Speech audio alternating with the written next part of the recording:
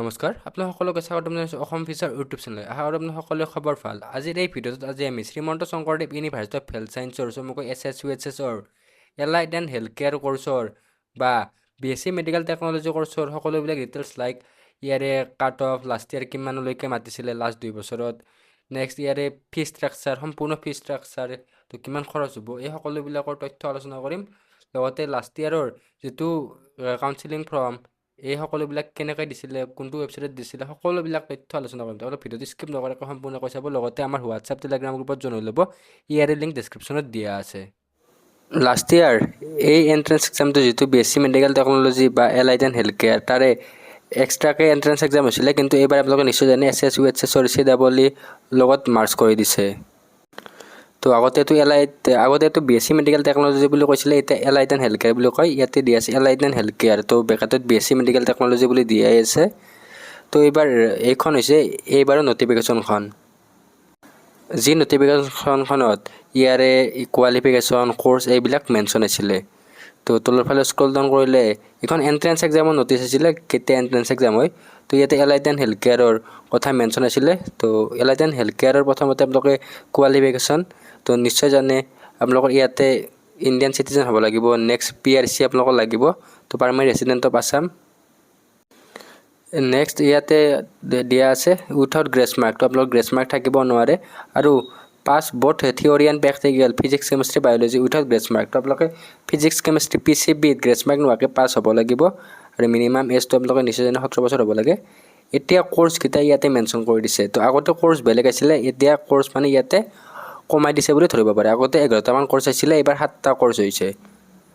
তো ইয়াতে দিয়া আছে bachelor of medical laboratory science, তো এইটো লেবৰেটৰী। তাৰপিছত medical radiology and imaging technology, তাৰপিছত বেচেলাৰ অফ ইমাৰ্জেঞ্চি মেডিকেল টেকন'লজিষ্ট, তাৰপিছত এনেস্থেচিয়া এণ্ড অপাৰেশ্যন থিয়েটাৰ টেকন'লজি, তো এনেস্থেচিয়া এণ্ড OT তো কম্বাইন।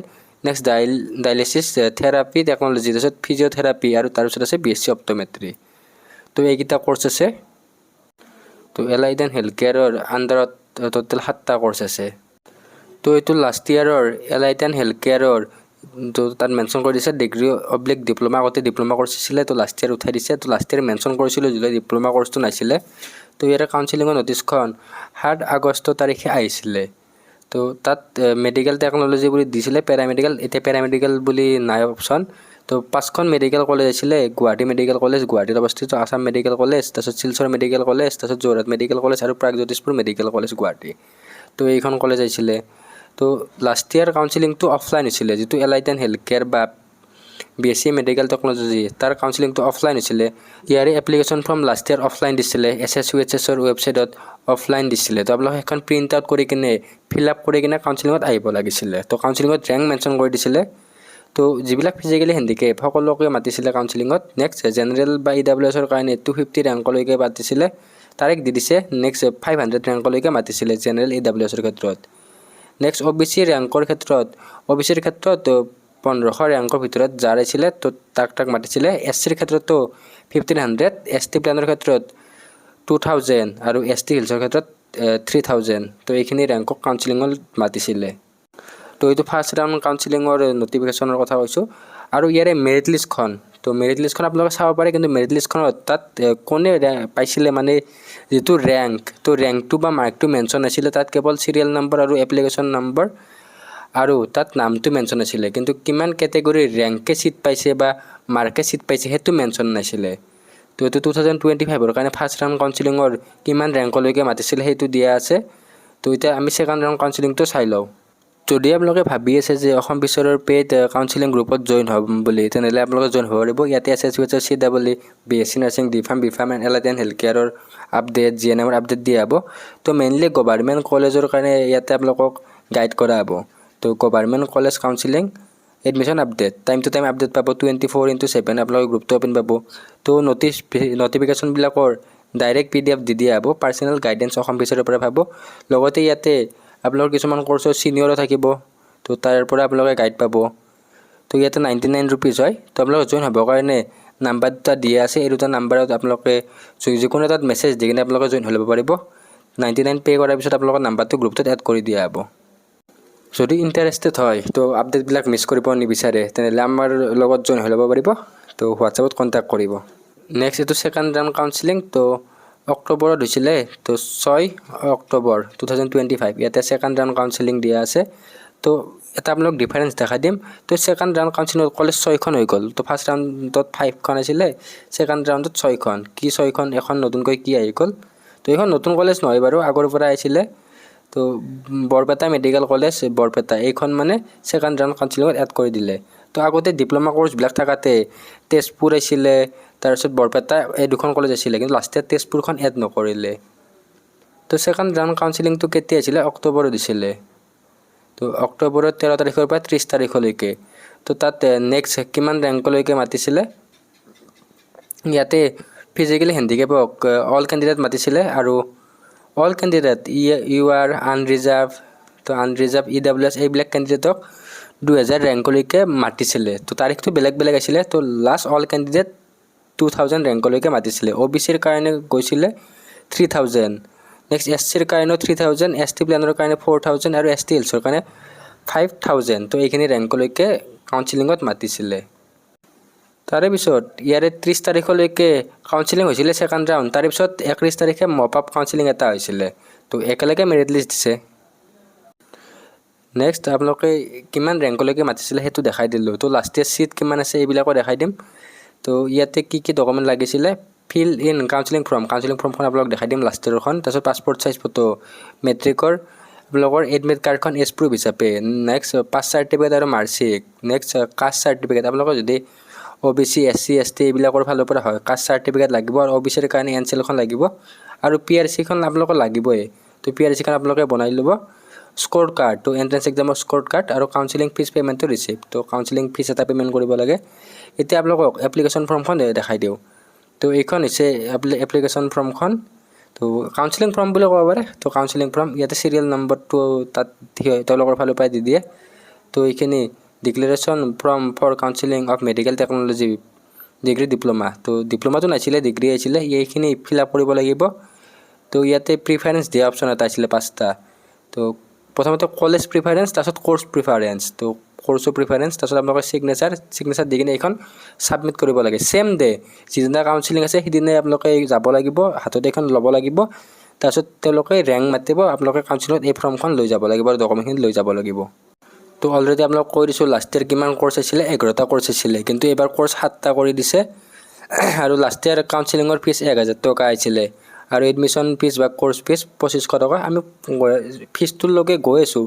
তো তাৰে আগতে বাকীবিলাক আপোনালোকক শেষ কৰি লওঁ। তাৰে আগতে আমি 2024ৰ কাউন্সিলিঙৰ নটিছখন চাই লওঁ। তো 2024ৰ এইখন কাউন্সিলিং নটিছ।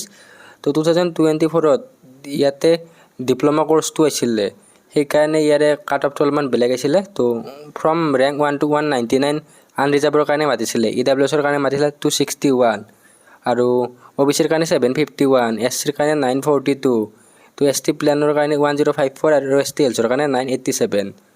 তো এইখিনি মাতিছিলে। তো এইবাৰৰ ক্ষেত্ৰত কি হ'ব পাৰে? আপোনালোক লাষ্ট ইয়াৰৰটো দেখাই দিলোঁ। তো লাষ্ট ইয়াৰৰ এপ্ৰক্সিমেটলি সেইখিনিমান ৰেংকলৈকে আপোনালোকে এক্সপেক্টেশ্যন ৰাখিব পাৰে। এতিয়া আপোনালোকৰ মাজলৈ এটা ফিজ ষ্ট্ৰাকচাৰ লৈছোঁ। তো এইটো জানুৱাৰী মাহতে পাব্লিছ কৰা নটিছ হয়। তো ইয়াতে এলাইটেন হেল্থ কেয়াৰ বা BSc medical technology under SS with চেষ্ট গভৰ্ণমেণ্টৰ কাৰণে ফিজ ষ্ট্ৰাকচাৰ। তো 4 বছৰ 8টা ছেম আছে। তো প্ৰথমতে ৰেজিষ্ট্ৰেশ্যন ফিজ, তো migrated from the institute within the state. তো আপোনাৰ যদি অসমৰ পৰা হয় তেনেহ'লে প্ৰথমতে ৰেজিষ্ট্ৰেশ্যন ফিজ এটা দিব লাগে 5050 টকা। নেক্সট যদি অসমৰ বাহিৰৰ ষ্টুডেণ্ট হয় লাইক নৰ্থ ইষ্টৰ আৰু NE, তো NEৰ কাৰণেও ইয়াতে কটা আছে নৰ্থ ইষ্টৰ কাৰণে। তো তাত 15050 টকা দিব লাগে।